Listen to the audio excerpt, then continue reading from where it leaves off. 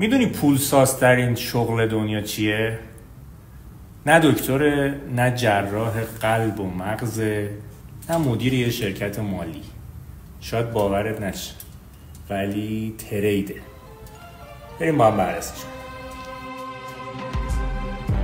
طبق داده های BLS دستمزد میانه سالانه برای پزشکان و جراحان در سال 2024 حدود $240,000 که در مورد جراحان و ارتوپد و زبده تا $500,000 هم میرسه. ولی طبق گزارش MCS در سال 2024 میانگین درآمد سالانه یک تریدر موفق $1,400,000 که در بعضی مواقع تا $10 میلیون هم ثبت شده. پس طبق یه حساب سرانگشتی میبینیم که درآمد یه تریدر خوب 3 برابر بهترین جراح مغز. حالا جالب اینجاست که یه سری از پزشکا هم الان دارن در سطح بالا ترید میکنن.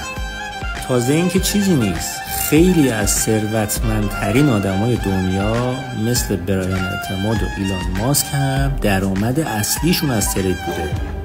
میدونم باورش سخته، ولی یه روز میرسه که تریدرها نماد ثروت دنیا باشن، نه فقط پزشکا و مدیرا. اگه میخوای وارد دنیای آینده بشی، پیج ما رو فالو کن و کپشن رو ببین.